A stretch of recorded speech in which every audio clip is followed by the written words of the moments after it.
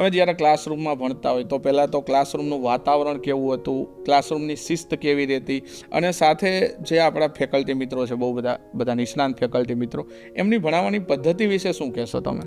ક્લાસરૂમનું વાતાવરણ તો ડિસિપ્લિનમાં તો વેબ સંકુલમાં કંઈ કહેવું જ ના પડે. ડિસિપ્લિનમાં તો ફર્સ્ટ નંબર જ હતું. મતલબ અમે જ્યારે એન્ટ્રી લેતા ત્યારે બી ઓલું થંબ ફિંગરપ્રિન્ટ કરીને જ આવવાનું, એટલે આપણી અટેન્ડન્સ પાછી ઘર સુધી જતી હતી, એટલે કે ઘરે બી ખબર પડે કે તમે આવ્યા છો ને. એ બહુ સારું હતું, મતલબ ઘરવાળાને ખબર પડે કે આપણું બાળક જાય શું કરે છે. અને ક્લાસમાં ડિસિપ્લિન, શિસ્ત એ બધું તો એમને માટે તો વેબ સંકુલ ફેમસ છે, એમના તો કંઈ કહેવું જ નહીં. અને ક્લાસ ફેકલ્ટીઝની વાત કરીએ તો ક્લાસ ફેકલ્ટીઝમાં તો બધાનો સપોર્ટ બહુ જ સારો છે. તમે જ્યારે બી એમને ક્વેશ્ચન કોઈ બી ક્વેરી કરવા જો એની ટાઈમ એ કોઈ દિવસ ના નહીં. એમની પાસે ટાઈમ નહીં હોય તો એમ કહેશે કે અમારા નંબર ઉપર તમે મને મેસેજ કે કોલ કરી દેશો, પણ એ કોઈ દિવસ તમને નેગેટિવ રિપ્લાય તો ક્યારેય નથી મળતો. અને બધી જ ફેકલ્ટીઝનો બહુ સપોર્ટ છે. અને ક્લાસ નોટ્સ બધાની બહુ કામ આવી છે. મેં તો ક્લાસ નોટ્સમાંથી જ વાંચ્યું છે, બધા સબ્જેક્ટની મેં ક્લાસ નોટ બનાવી.